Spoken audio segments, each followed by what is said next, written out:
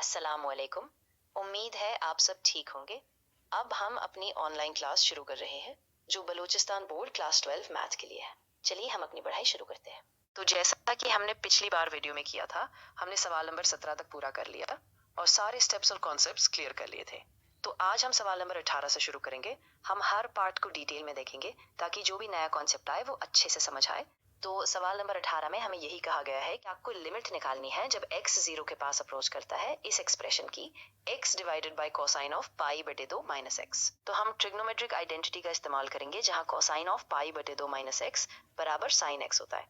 इस तरह हमारा x divided by cosine term simple sine x से बदल जाएगा। जब हमने कोसाइन ऑफ पाई बटे 2 माइनस एक्स को साइन एक्स से बदल दिया तो हमारा एक्सप्रेशन बन गया लिमिट जब x 0 के पास जाता है x divided by sine x. अब हमें पता है कि जब x 0 के पास अप्रोच करता है तो x divided by sine x की लिमिट 1 होती है। तो हमारा फाइनल आंसर 1 है और ये वाकई में एक बहुत ही सिंपल और आसान क्वेश्चन था। हमने एक सीधा सा ट्रिग्नोमेट्रिक आइडेंटिटी यूज किया और बहुत ही सरल तरीके से इसको हल किया, तो आंसर 1 ही रहेगा। तो अब हम सवाल नंबर 19 शुरू करेंगे जिसमें हमें लिमिट निकालनी है जब x 0 के पास अप्रोच करता है और x का square minus 2 sine x divided by 3x है। तो हम इसको भी स्टेप बाय स्टेप देखेंगे और सॉल्व करेंगे। हमने एक्सप्रेशन को दो हिस्सों में अलग कर लिया। पहले भाग में हमने x square divided by 3x लिखा और दूसरे भाग में 2 sign x divided by 3x लिखा।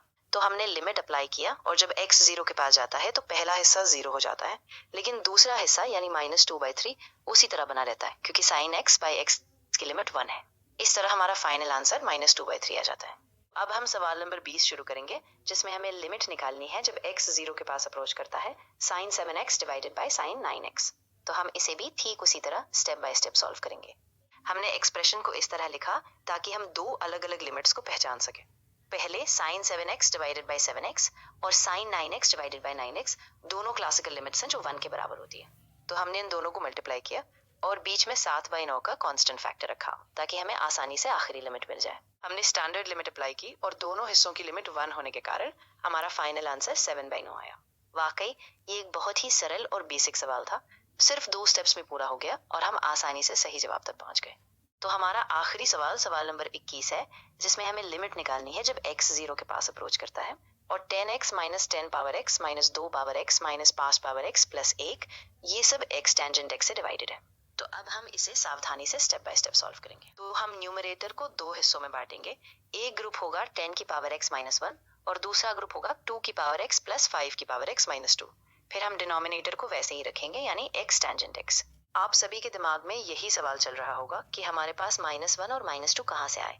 जैसा कि हम देख रहे हैं ये माइनस इन तीनों एक्सप्रेशंस के साथ मल्टीप्लाई हो रहा है, तो जब ये 2 के साथ मल्टीप्लाई होता है तो माइनस माइनस हो जाता है यानी प्लस, और जब हम -1 और -2 को घटाते हैं तो वो पूरा एक्सप्रेशन फिर से वही 1 बन जाता है और यही हमारे लिए काम कर रहा है। हम वही स्टैंडर्ड लिमिट्स इस्तेमाल करेंगे। जब हम लिमिट x अप्रोच 0 में a की पावर x माइनस 1 को x से डिवाइड करते हैं तो उसकी वैल्यू log a होती है। तो हमारे पास जो 10 की पावर x माइनस 1 वो x गुना log 10 होगा जो कि लिमिट में आएगा। इसी तरह 2 की पावर x माइनस 1 भी x गुना log 2 होगा और 5 की पावर x माइनस 1 भी x गुना log 5 होगा।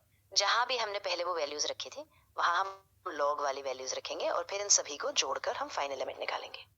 जब हमने वो स्टैंडर्ड लिमिट लगा दी तो हमारे पास x गुना log 10 माइनस x गुना log 2 माइनस x गुना log 5 आया और इसे हमने x टाइम्स टेंजेंट x से डिवाइड किया। तो आप सबका ध्यान इसी बात पर जाएगा कि जब हमने वो log टर्म्स को x से गुना किया तो हमारे पास log 10 minus log 2 minus log 5 आया। अब क्योंकि log 10 बराबर log 2 प्लस log 5 होता है तो ये पूरा फर्क 0 हो जाता है। मतलब जब हम उनका अंतर निकालते हैं तो वो पूरी तरह से कैंसिल हो जाता है और इस वजह से वो x के साथ गुना होने पर भी 0 हो जाता है। हमारा आंसर 0 आ गया है क्योंकि हमने सभी स्टेप्स में वही स्टैंडर्ड लिमिट्स और log का इस्तेमाल किया और आखिर में न्यूमरेटर 0 हुआ जबकि डिनोमिनेटर भी 0 के पास जाता है और इस तरह से पूरा एक्सप्रेशन 0 आ गया। तो हमारा जो एक्सरसाइज 2.3 था उसके सारे पार्ट्स हमने अच्छे से कर लिए हैं। उम्मीद है कि अब सबको समझ आ गया होगा और अगर किसी को अभी भी कोई डाउट हो तो बेझिझक पूछ सकते हैं। ऑलराइट स्टूडेंट्स, ये था हमारा आज का लेसन।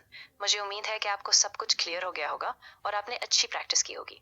अगर आपको कोई भी सवाल है या कोई पॉइंट समझ नहीं आया तो ज़रूर कमेंट्स में पूछिए।